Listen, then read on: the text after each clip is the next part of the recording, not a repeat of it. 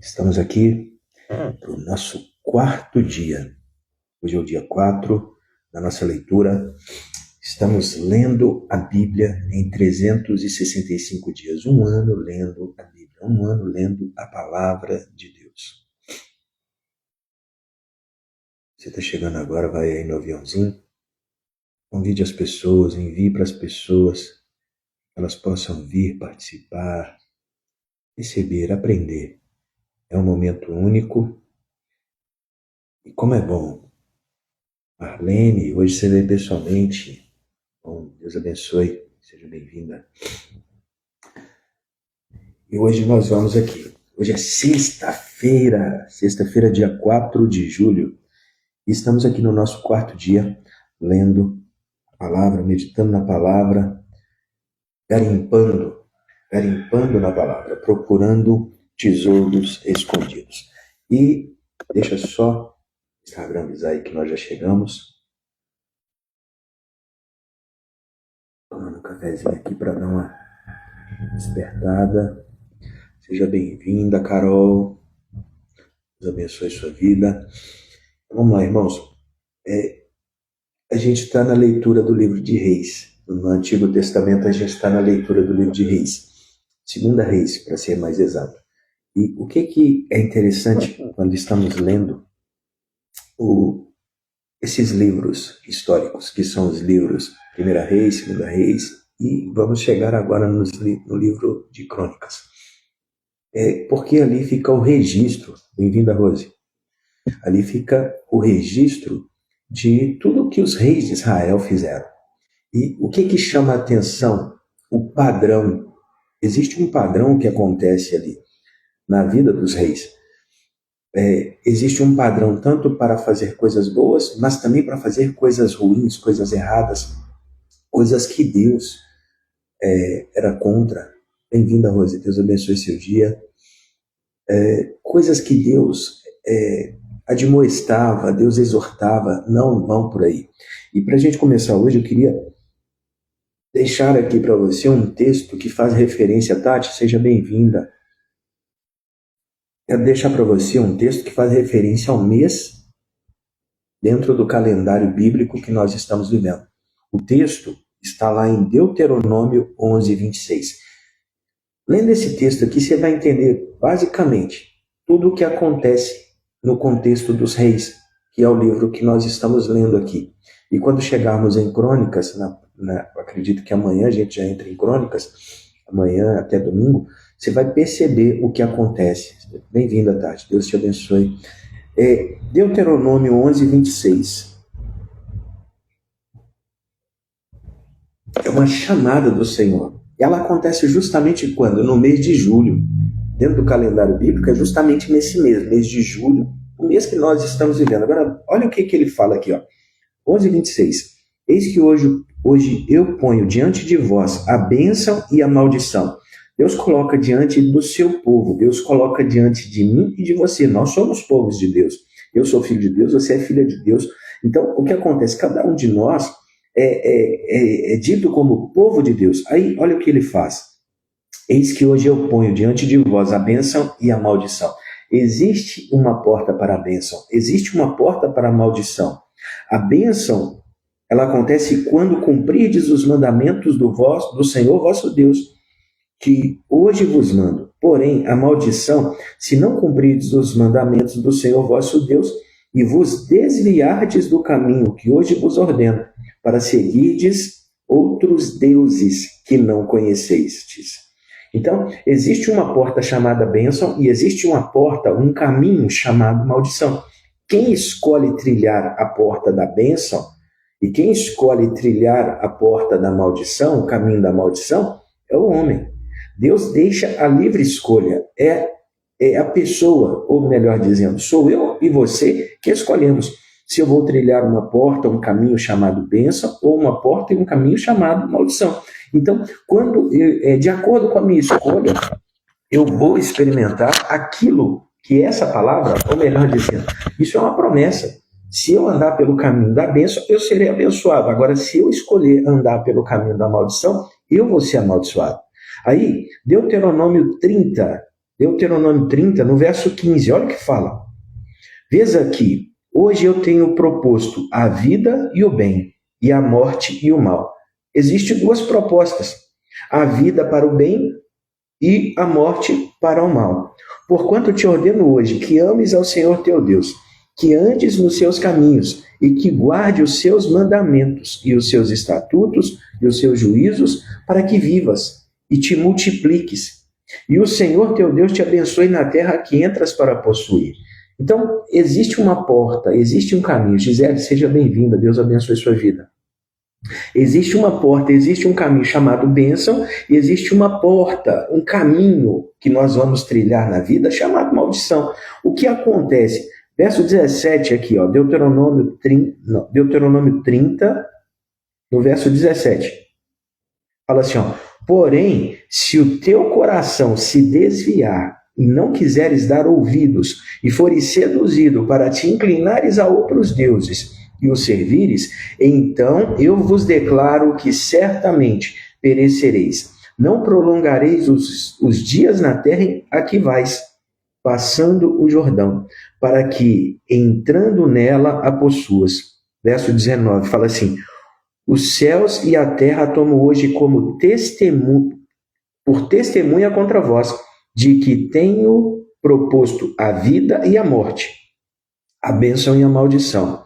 Escolhe, pois, a vida para que vivas, tu e a tua descendência. Tu e a tua descendência. Isso aqui é muito importante.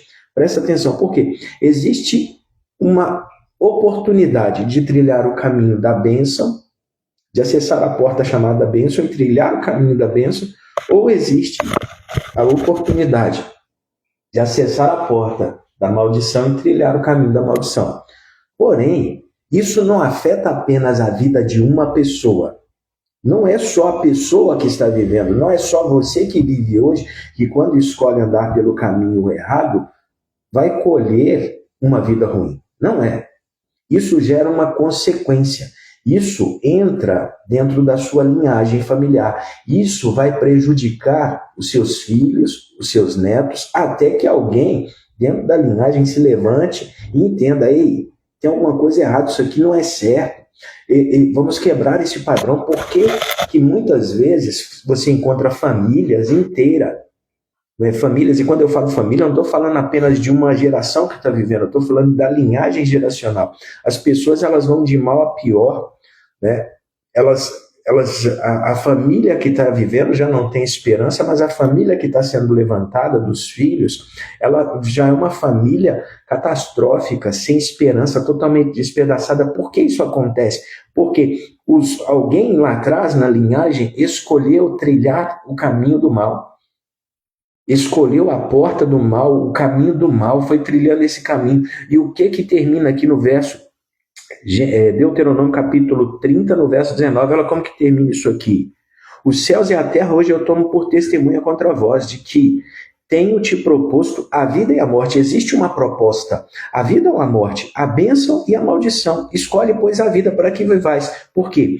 Tu e a tua descendência. Ou seja, as minhas escolhas hoje afetam a minha descendência. As escolhas que os meus pais fizeram, que os meus avós fizeram, afetam a minha vida hoje. Só que o que acontece? Se eu tenho clareza de que hoje eu estou vivendo sob decisões que eles fizeram lá atrás, de escolher a porta errada, o caminho errado, hoje eu preciso que haja luz no meu entendimento, os olhos do meu entendimento se abram para que eu possa corrigir a rota. Porque você pode hoje estar vivendo pela escolha errada dos seus antepassados, porque lá atrás eles podem ter escolhido a porta errada, mas hoje você pode mudar isso. A boa notícia é que hoje você pode mudar isso. Amém? Hoje você pode mudar, você pode escolher o caminho diferente, você pode escolher o caminho da vida, você pode trilhar uma jornada de vida. Adriano, o que acontece? Se eu escolher hoje mudar a rota, o que vai acontecer é que você vai começar a receber vida, você vai começar a ser abençoado, mas a sua família, a sua descendência, os seus filhos, os filhos dos seus filhos, os filhos dos filhos dos seus filhos, A bênção do Senhor, entenda isso. Quando Moisés ele traz ali a clareza sobre isso, ele fala que quando as pessoas escolhem o caminho errado, o caminho do mal, e trilham a jornada pelo caminho do mal, o que acontece? Isso é algo que vai se estender até a terceira e a quarta geração. Só que aí as gerações elas vão se acumulando. As gerações, não se levanta ninguém que interrompa o fluxo do mal. Não se levanta ninguém que quebre a cadeia do mal que está fluindo ali nas gerações. Aí o que acontece? Alguém precisa interromper. Só que a palavra diz ali que quando Deus começa a abençoar uma vida, essa bênção ela pode chegar até 1000 gerações. 1000 gerações podem ser abençoadas hoje se você tem clareza e fala assim: ei, pai. E de repente você está aqui assistindo, ou vai assistir a gravação, você vai falar assim: Adriano, eu sou filho de Deus, eu sou crente, eu já recebi Jesus como Senhor e Salvador. Então você não pode ser a pessoa que se conforme a viver o padrão ainda dentro do algoritmo do mal. Porque de repente o fruto que nasce da sua vida hoje, tudo que você tem vivido, tem colhido, tudo o que é a sua vida, independente de quanto tempo de fé cristã você tenha, tudo ainda resulta, né? Você olha assim, cara, mas o fruto que está nascendo ainda não é um fruto de vida, de bênção. Eu preciso que esse fruto mude. Então, você não pode se conformar, você precisa se desconformar, você precisa realmente se levantar e falar: Deus, eu quero uma mudança. Porque eu escolhi trilhar o caminho da vida. E quem trilha o caminho da vida merece viver a bênção. Merece viver, é isso que a tua palavra fala. Eu quero a vida na minha vida. E a vida é quem é Jesus. Jesus ele fala: eu sou o caminho, eu sou a verdade, eu sou a vida. Ele nos chama para viver uma vida, e uma vida em abundância. Aí você fala: mestre, eu escolhi trilhar o caminho da vida. Eu escolhi trilhar esse caminho, eu quero ser abençoado. E não só quero ser abençoado, porque isso não diz respeito apenas a mim e a você. Isso diz respeito às nossas gerações. Os meus filhos vão ser mais abençoados do que eu. Os meus filhos serão maiores do que eu. Os meus filhos nessa terra serão melhores do que eu. Porque eu estou preparando o caminho no mundo espiritual para que eles vivam isso. Eu estou construindo um legado espiritual. E legado, irmão, veja bem, há uma diferença entre herança e legado. Herança é quando você entrega algo fisicamente. É bom que você deixe herança? Sim. Mas legado é algo que você deixa dentro da pessoa. Algo que é invisível aos olhos, mas é tangível, é forte, é poderoso. Vocês estão entendendo? Reage aí, só para mim saber que você está entendendo. Porque isso... Adriano, por que você está falando disso? Porque é para você entender, quando você lê aqui os livros de 1 Reis, 2 Reis, quando você lê o livro de Crônicas, que nós vamos começar, porque existe um padrão ali. Qual padrão? Um vem e faz uma coisa boa, outro vem e faz uma coisa mal, e o outro que levanta faz uma coisa pior ainda, e o outro que levanta é pior ainda. Ou seja, na descendência dos reis, existe ali o quê? Um algoritmo no DNA invisível, que vai trabalhando. Bênção, maldição, bênção e maldição. Aí vem maldição, maldição, maldição, maldição. Plantou errado. Aí ele deixa um legado espiritual na linhagem, na descendência, que a pessoa levanta, ela é boa, ela quer fazer coisas boas, mas já existe uma sentença. Já existe uma sentença no mundo espiritual, que ali eles precisam pagar por aquilo que os seus antepassados fizeram. Você fala: Adriano, mas isso é errado? Não, não é errado, é a maneira que Deus escolheu de tratar o homem. Se você tem hoje o caminho da vida e o caminho da morte, por que você vai escolher o caminho da morte? Por que você vai escolher o caminho da morte, o caminho do mal, para ter uma jornada infeliz, para ter uma vida infeliz? Porque, presta atenção, há muitos anos atrás, eu tinha um amigo de oração, e um dia ele estava em casa, ele pegou e me explicou isso. Ele falou: Adriano, estava chegando em casa, ele era um crente meio louco, sabe, muito louco. Ele falou assim: Adriano, estava chegando em casa, e quando eu estava chegando, aí Ele morava numa pracinha. Ele falou, o irmão que morava do outro lado saiu, começou a zombar dele. Ah, crentinho, crentinho, crentinho, crentinho. Aí ele ficou com muita raiva depois de ouvir isso vários tempos, né, várias vezes. Ele se levantou e apontou para o irmão e falou assim, deixa eu te falar com você, presta bem atenção. Ele falou, se você mexe com um macumbeiro, com um feiticeiro, com um bruxo, você pode correr para Deus e Deus te protege. Agora, e se você mexe com um filho de Deus? Se você mexe com um homem de Deus, você vai correr para onde? Você acha que se você correr para o diabo, Deus não te pega, não? Então você toma cuidado, você não mexe comigo, não. Aí o temor baixou naquela pessoa, nunca mais ela mexeu com aquele rapaz. Por quê? Irmão, se Deus fala assim, tem o caminho da vida e o caminho da morte, para que você vai escolher o caminho errado, o caminho mal? Para que você vai se levantar contra o próprio Deus? Você acha que dá conta de pagar essa conta, de lutar essa luta? Eu vou me levantar contra o próprio Deus, eu vou ser contra o próprio Criador? Loucura. E é isso que nós vamos ver aqui. Veja bem, hoje, no dia 4 de julho, na nossa leitura, 2 Reis, capítulo 23, a partir do verso 31. O que é que fala aqui? No dia de ontem, nós vimos Josias. Josias, ele veio, fez uma reforma espiritual no contexto de Jerusalém. Ele removeu tudo que era visível e tudo que estava oculto também. Eu fiquei estudando isso, né? Eu fiquei meditando nisso ao longo do dia, não sei se você fez isso, mas foi algo tão poderoso. Por quê? O que ele fez, irmão? Eu imagino que ele montou tipo uma SWAT em Jerusalém, um BOP de Jerusalém, e ele colocou aquela equipe para ir de casa em Jerusalém. Batia na porta da casa das pessoas e começava a fazer perguntas, uma pesquisa. Deixa eu te perguntar, qual Deus que você serve? Agora deixa eu ver, você tem ídolos na sua casa? Você tem coisas consagradas na sua casa? Tem um altar aí dentro da sua casa que a gente não sabe? Mas eu quero saber. Então, ele liberou pessoas para... É como se ele tivesse liberado pessoas para ir de casa em casa, de família em família, para realmente fazer uma varredura em toda Jerusalém. Por quê? Porque ele queria limpar a geografia. Por que ele queria limpar a geografia? Ele queria tirar toda a contaminação daquela terra. Presta atenção, sempre que há uma idolatria, principalmente, uma das coisas que mais mancha uma geografia é a idolatria. Porque a idolatria é você adorar um outro Deus que não seja o Deus verdadeiro. Então, no contexto da idolatria, a idolatria ela marca a geografia.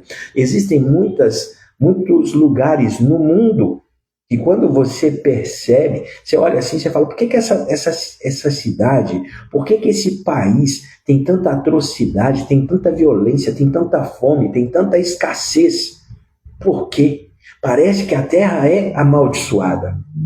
Você já parou e viu isso em algum lugar? Quando você olha para algumas situações no planeta, você olha e você fala assim, por que essa terra acontece isso? Por que nessa terra é dessa forma? Se aqui, por exemplo, a gente vive no Brasil. Aí você olha no contexto do Brasil, né, o Brasil é uma terra abençoada. O Brasil é uma nação abençoada. Só que existem cidades dentro do Brasil que tem um contexto completamente diferente do restante do Brasil.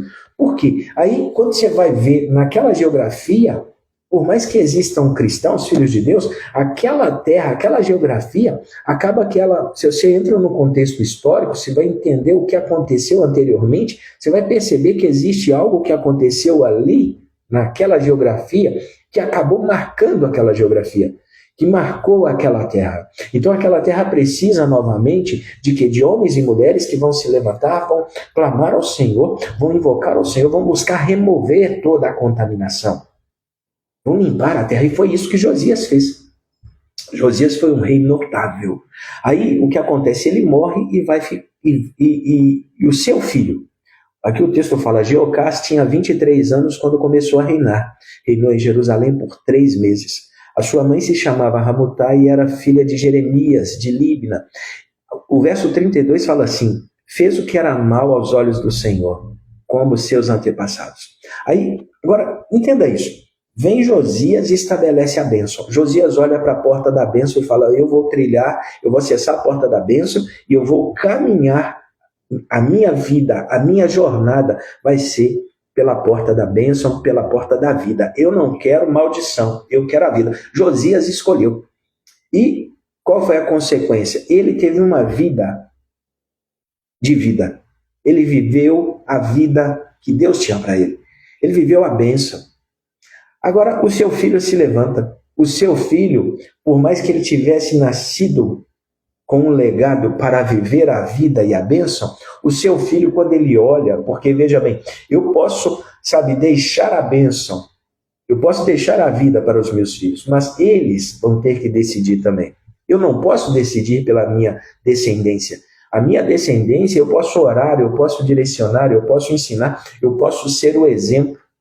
A palavra fala, em Provérbios, ensina, pois, o teu filho o caminho que deve andar. Ensinar, irmão, não é falar, ensinar é trilhar. É quando eu caminho, quando eles me veem, quando eles veem a mim e a você como um exemplo, fala assim: meu pai era um homem de Deus, minha mãe era uma mulher de Deus, ela confiava em Deus, ela buscava o Senhor, ela trilhou um caminho de vida. Eu não quero trilhar um caminho diferente do que o caminho que a minha mãe e o meu pai trilharam. Amém? É sobre isso. Sermos cartas escritas que podem ser lidas por todos os homens. Quem são as primeiras pessoas que vão ler essas cartas escritas? Chamada sua vida, a minha vida, os nossos filhos. Aqueles que nós estamos gerando debaixo do nosso teto, aqueles que nós estamos criando, preparando para o futuro debaixo do teto da nossa casa. Eles estão nos assistindo primeiro. Eles nos veem primeiro, eles nos ouvem primeiro. Então, o que acontece? Eles vão buscar decidir no futuro com base naquilo que eles veem hoje na minha vida e na sua vida. Eu não posso decidir por eles, mas eu posso mostrar o caminho, eu posso ensinar o caminho, eu posso orar, eu posso fazer tudo o que eu posso, mas eu não posso decidir por eles, eles vão ter que decidir. Josias foi um homem notável. Jeocás tinha 23 anos, ele se levanta e começa a reinar. A palavra fala no verso 32, 23, 32. Ele fez o que era mal perante o Senhor. Ele fez o que era mal. Por mais que ele tivesse um exemplo vivo dentro da sua casa, ele escolheu fazer o que era mal perante o Senhor.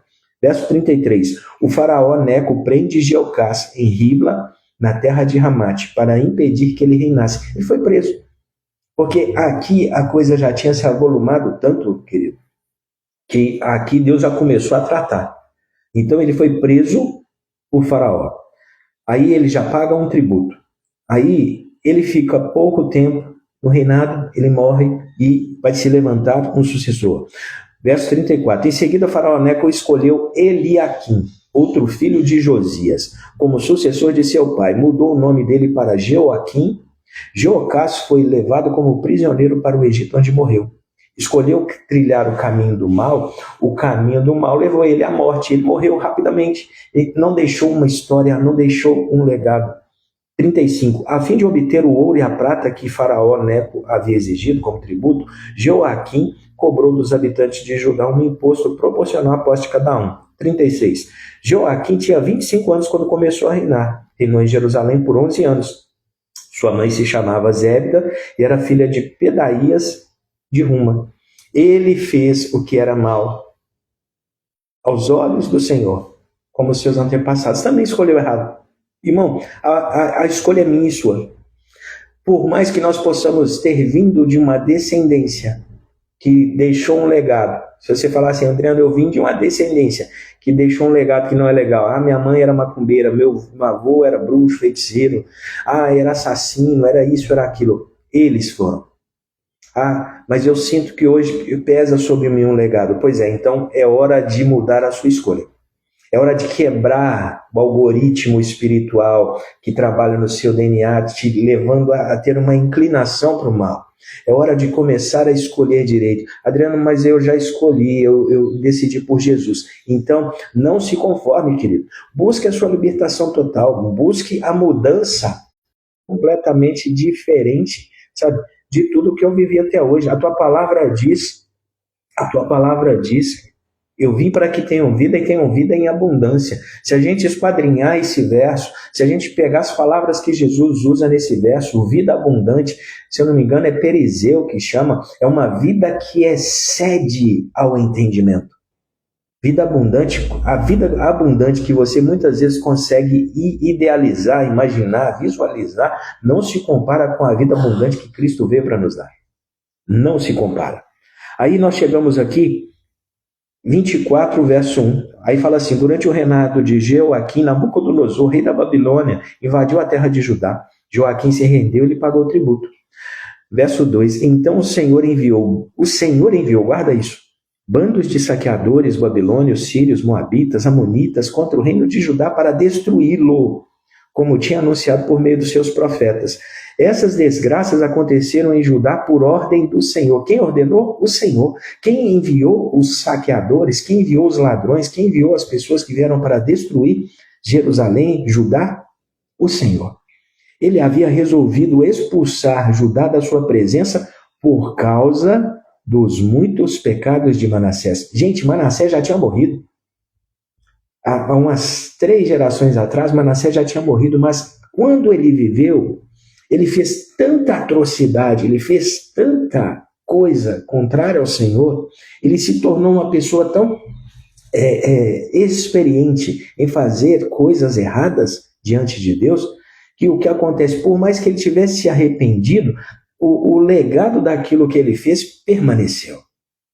Ele cometeu coisas tão ruins que manchou aquela geografia de uma maneira e fez com que Deus declarasse que iria tratar com aquela terra, que mesmo quando ele não estava mais, a sentença ainda não pôde ser removida. O texto ainda fala assim, ele havia resolvido expulsar Judá da sua presença por causa dos muitos pecados de Manassés. Porque presta atenção, tem pecado e pecado. Porque as pessoas falam assim, Adriano, pecado é tudo igual. Vai conversar com o Senhor, vai ler a Bíblia que você vai entender que não é. Se você ler a Bíblia, você vai entender que existe um pecado, mas existem os níveis. Você acha que é a mesma coisa uma mentira de uma pessoa que comete um assassinato?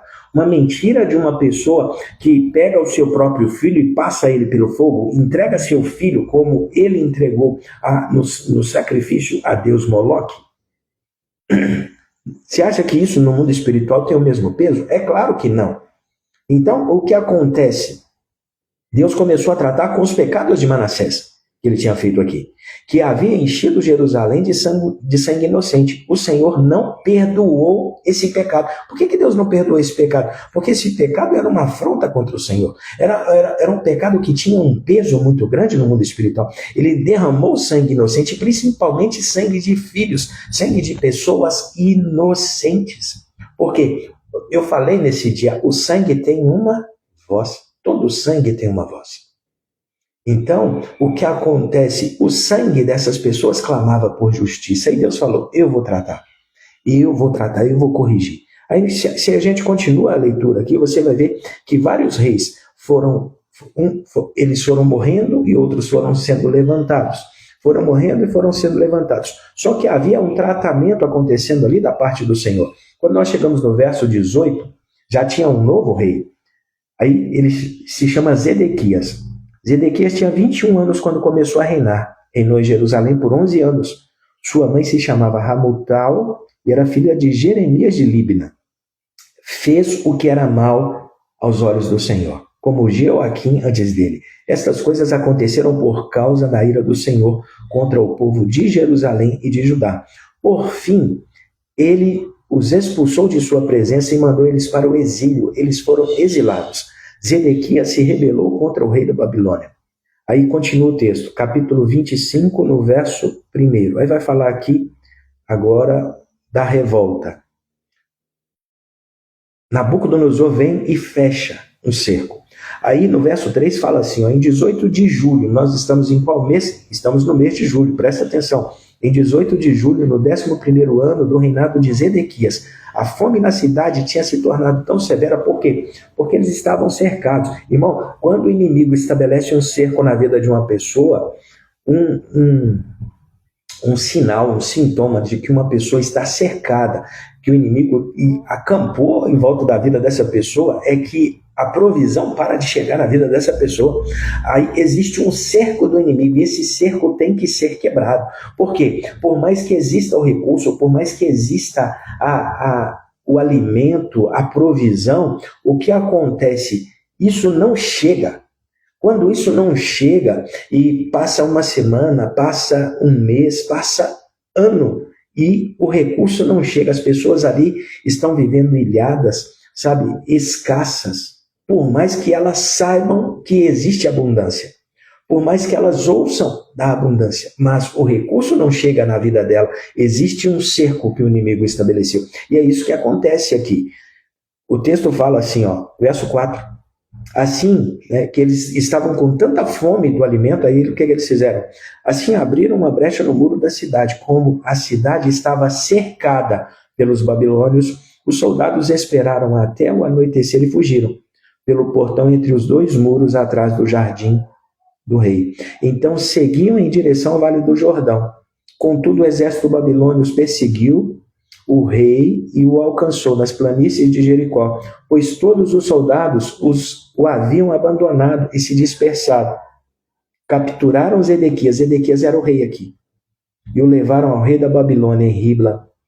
Verso 7, mataram seus filhos diante dele, depois arrancaram-lhe os olhos, e o prenderam com correntes de bronze e levaram ele para a Babilônia. Quando os babilônios prendem o rei, na sua fuga, eles matam seus filhos na sua presença. Mataram a sua descendência na sua presença. Arrancaram deles os olhos. Irmão, toda vez que a Bíblia fala de olhos é muito sensível. Porque um rei sem olhos é como um rei sem visão. Uma pessoa que não tem os olhos, ela está sem a sua visão. Aí vai continuar a leitura. Aí vai falar aqui no capítulo 13, no verso 13, que os babilônios eles tinham entrado na terra de Jerusalém. Eles foram no templo que Salomão havia estabelecido, um templo luxuoso, um templo magnânimo, um templo cheio de detalhes, que exalava riqueza em todos os aspectos. E eles começaram a depredar, eles começaram a destruir o templo de Salomão. E eles ficavam assustados com todo o requinte, com toda a riqueza, com todos os detalhes. Verso 13 fala assim: os babilônios despedaçaram as colunas de bronze na frente do templo do Senhor. As colunas eram de bronze. As bases móveis de bronze e o grande tanque de bronze chamado Mar. E levaram todo o bronze para a Babilônia. Também levaram os baldes para as cinzas, as pás, os cortadores de pavios, as colheres, todos os outros utensílios. Ou seja, eles despedaçaram o templo. Verso 16, era impossível calcular o peso do bronze das duas colunas, do mar e das bases móveis para levar água. Esses objetos tinham sido feitos para o templo do Senhor nos dias de Salomão. Cada coluna media 8,10 metros de altura. Imagina, duas colunas que tinha no templo de Salomão, elas mediam 8,10 metros de altura. Elas tinham uma circunferência, que eu não sei te falar aqui qual era, mas era de bronze puro. Era incalculável, irmão. Era incalculável o peso do bronze que eles levaram. Aí aqui eles vão ser levados cativos para a terra da Babilônia e vão ficar exilados, porque é o tempo que Deus vai tratar com eles no exílio. Eles são capturados, levados pelo inimigo e ali eles vão viver debaixo da sentença dos inimigos. No livro de Atos, que é a parte do Novo Testamento que temos aqui na leitura de hoje, o que está acontecendo nessa parte da leitura, né? Paulo ele estava nas suas viagens missionárias e aqui ele está preso. Então ele está tentando argumentar daquilo que está acontecendo com ele para ele tentar se livrar. E as pessoas da cidade prenderam ele. Atos 22, no verso 19. Tem algo interessante acontecendo aqui, porque fala assim, eles estão fazendo uma arguição com ele. Ele está sendo revistado, entrevistado. Aí fala assim, eu respondi, Senhor, sem dúvida, eles sabem que Em cada sinagoga eu prendia e açoitava aqueles que criam em ti. E quando Estevão, tua testemunha, foi morto, eu estava inteiramente de acordo. Fiquei ali e guardei os mantos que eles tiraram quando foram apedrejá-lo. Aí, o que acontece? Paulo, ele está conversando aqui, ele está explicando tudo o que acontece desde a sua conversão, antes da sua conversão. Ele traz menção ao momento da morte de Estevão. E o que é interessante aqui é porque o texto está falando, né, no testemunho de Paulo, que quando eles foram matar Estevão, eles pegaram os mantos, tiraram e lançaram aos pés de Paulo. Paulo segurou os mantos. Isso aqui é muito forte, ver ele falando disso aqui novamente. Lá no início, quando isso acontece, é um detalhe que, se você não está como garimpeiro espiritual, procurando aquilo que Deus quer te mostrar, passa batido diante dos seus olhos. Mas quando ele fala aqui novamente, eu lembro dessa passagem lá atrás, quando eu vi isso, esse ano que eu consegui capturar isso, e mexeu muito, porque fala dos mantos de Estevão que foram lançados. Ou seja,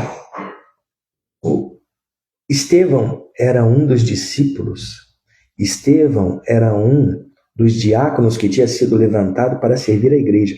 Estevão tinha um destino profético tremendo. Ele era uma pessoa notável, cheio do Espírito Santo.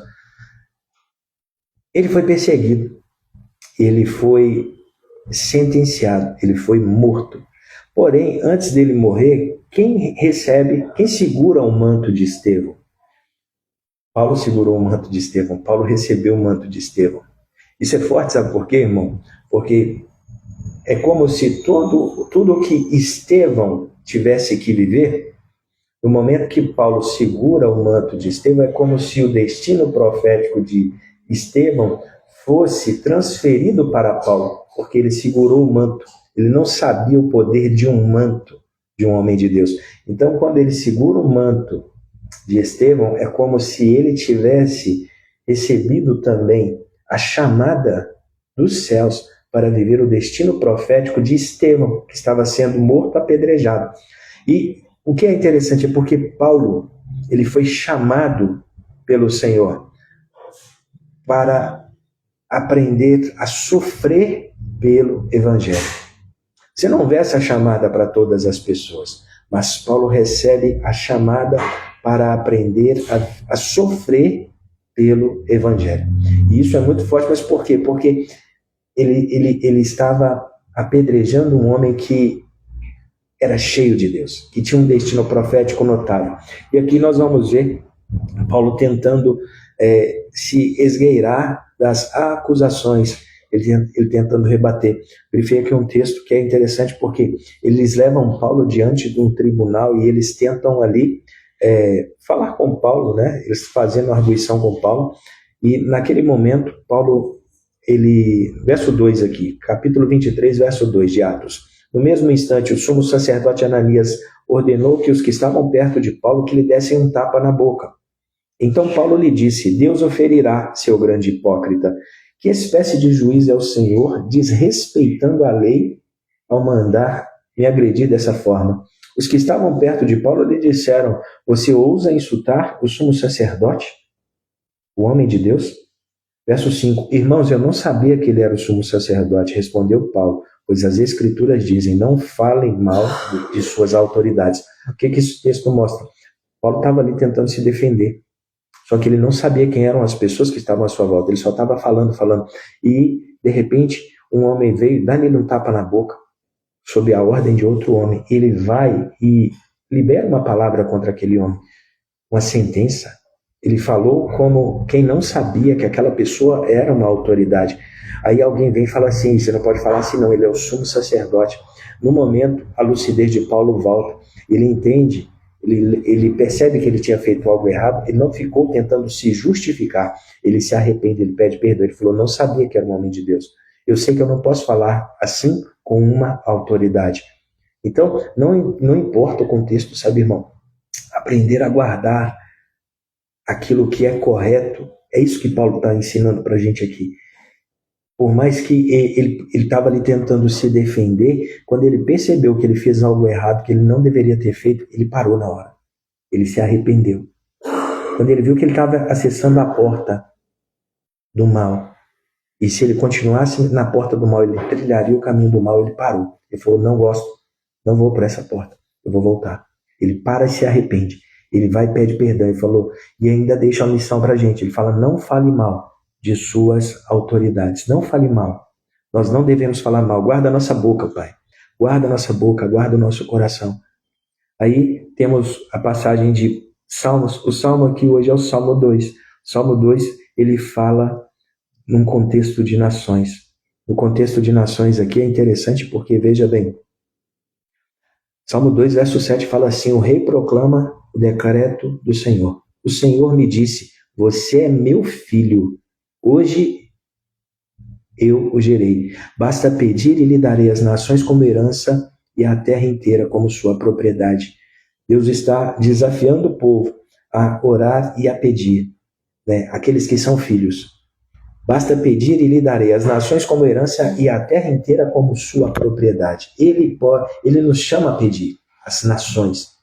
Ele nos chama a pedir a nossa herança, a terra como nossa herança. Verso 11 termina falando assim, sirvam o Senhor com temor, alegrem-se nele com tremor. Sujeitem-se ao Filho, para que ele não se ire e vocês não sejam destruídos de repente, pois a sua ira se acende num instante. Felizes, porém, os que nele se refugiam. Dia de buscar refúgio no Senhor, irmão. Dia de nos achegarmos ao Senhor. Provérbios para encerrarmos. Falar sem antes ouvir os fatos é vergonhoso e insensato. Quem tem pressa no falar pode se arrepender das palavras. Então é melhor calar, ouvir, considerar os fatos para depois realmente perceber. Eu preciso falar alguma coisa? Irmão, tem momentos que o silêncio é ouro e as palavras são prata. Então tem momentos que é melhor ficar calado do que falar. É isso que Provérbios está falando. Então, finalizamos aqui o dia de hoje, vamos orar? Que Deus possa abençoar sua vida grandemente, poderosamente. Que você tenha um dia abençoado. Eu conversava com um rapaz, ele está lendo a Bíblia, ele não está assistindo as lives aqui com a gente, mas eu mostrei para ele essa Bíblia, ele começou a ler, ele falou, mestre, estou gostando, estou lendo, estou aprendendo, não, mas isso e aquilo, ele começou a tirar umas dúvidas comigo, eu falei, vai para a live, porque na live a gente vai trazer luz sobre essas coisas que de repente, quando você lê sozinho, você não consegue compreender. Então o intuito aqui é esse. Irmão, Deus abençoe sua vida. Eu sei que não é fácil para muitas pessoas acordar nesse horário, mas eu acredito que existe uma recompensa. Nós servimos a um Deus e pertencemos a um reino que é recompensador. A palavra diz, buscar em primeiro lugar o reino de Deus e a sua justiça. Então, veja bem, quando você parou o seu dia, você inicia seu dia buscando o Senhor, quando você está buscando a palavra de Deus, você está buscando ler a palavra de Deus, você está buscando receber aquilo que é importante demais no reino de Deus, porque a palavra do reino é importante. Então, quando você busca se alimentar dessa palavra, entender essa palavra, meditar nessa palavra, você está buscando o reino. E se você está buscando o reino de Deus e a sua justiça, existe uma recompensa sobre a sua vida. Amém, Marlene? Amém. Presta atenção, existe uma recompensa. Eu não sei o que você tem precisado, eu não sei o que você tem buscado, mas eu quero declarar céus abertos sobre a sua vida, a sua casa, a sua família, sobre a sua vida. No dia de hoje, que você viva um dia leve, um dia de respostas, que você viva um dia onde você possa olhar e falar assim, Pai, eu quero trilhar o caminho da vida. Eu estou no caminho da vida e eu quero ver o fruto da vida, eu quero ver o fruto da bênção. Me abençoe, mas me abençoe muito. Se eu posso orar para Deus me abençoar, não só pode, como deve. Ore, clame, peça. Senhor, me abençoe muito. Eu quero ser grandemente abençoado. Eu preciso da bênção do Senhor. Eu não quero apenas falar que eu sou filho, que eu sou filha. Eu quero ver a bênção do Senhor enchendo a minha vida, enchendo a minha casa, enchendo a minha família. Então, clame isso. Clame por isso. E que você viva um dia de céus abertos. Um dia de respostas da parte do Senhor. E eu não sei o que você precisa no dia de hoje, mas o Senhor sabe. E vamos orar aqui, pedindo ao Senhor pelas respostas. Pai, em nome de Jesus, coloco esse dia diante do Senhor. Obrigado pela Tua palavra. A Tua palavra é luz para o meu caminho. Lâmpada para os meus pés é a Tua palavra. E luz para o meu caminho. A Tua palavra ilumina o meu caminhar. A Tua palavra nos direciona. A Tua palavra é o alimento. A Tua palavra é o nosso sustento. que nós possamos amar a Tua palavra, compreender a Tua palavra e que a Tua palavra cresça em nós. Tua palavra diz em João 15:7, se vós estiverdes em mim e as minhas palavras estiverdes em vós, pedireis tudo o que quiserdes e vos será feito. Pai, que a Tua palavra possa entrar na vida de cada pessoa, cada dia mais e mais, e que as orações ganhem nova ação, que possamos ver através da Tua palavra, enchendo a nossa vida de oração, ganhar uma nova magnitude, uma nova ação no mundo espiritual. Nós te agradecemos, te agradeço por cada vida, e eu declaro sede e fome, eu declaro que tudo que foi falado aqui, não só hoje, mas como todos os dias, que isso continue como um depósito espiritual, que cada pessoa continue refletindo, meditando, se alimentando disso. Pai, abençoa o nosso dia. Declaramos portas abertas nesse dia, no norte, no sul, no leste e no oeste. Toda porta que está fechada, travada, declaramos que ela seja aberta. Ativamos os anjos nessa hora. Declaramos anjos sejam ativados nessa hora para batalhar e trabalhar ao nosso favor. Pai, declaramos que tudo aquilo que vinha contra nós nessa hora é paralisado.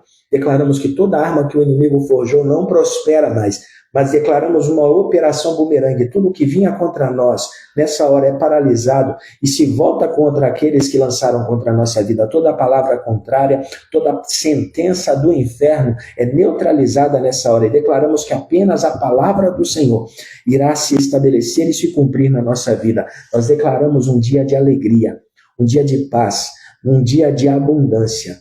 Pai, e assim como Jesus nos ensina, livra-nos do mal,